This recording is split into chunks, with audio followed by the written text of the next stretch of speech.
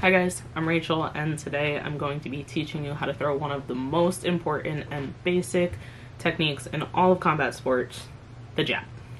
The jab is going to be the straight punch off of your lead hand, and there are several different variations of ways to throw the jab, but today we're going to keep it very fundamental.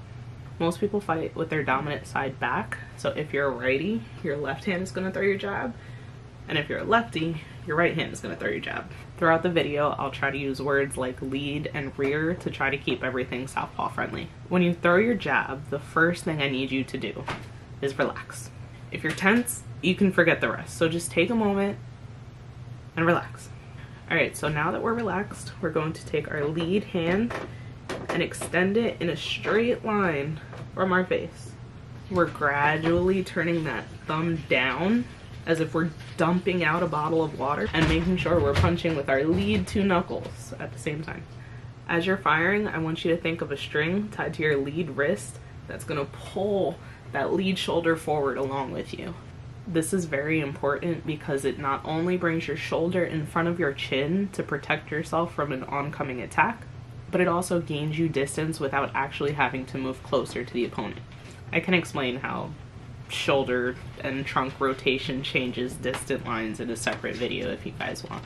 Often beginners forget this step, which is going to lead to you exposing your chin and just overall poor distance management. Retraction of your jab is just as important as the delivery, so once it's fired, don't think you're done yet.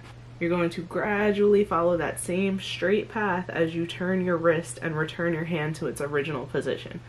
Hand to the side of the face, elbow tucked in. Now, let's look at the lower body. As your jab fires, you're going to take a slight step with your lead foot. If your right hand jabs, your right foot steps. If your left hand jabs, your left foot steps. This step is going to help you manage distance and also bring that hip forward to start to generate some power in these punches.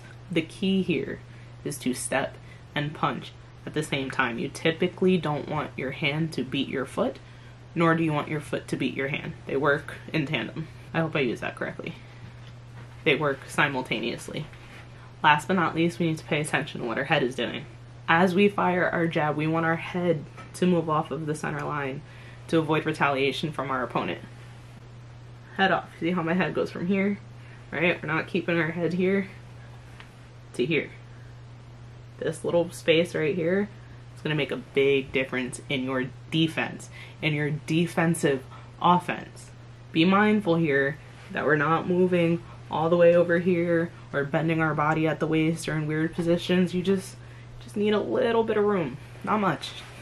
It's a game of inches.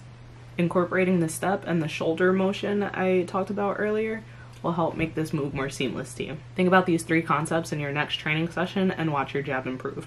And if you feel clumsy while doing so, check out my video on why that might be. I'll see you guys next time.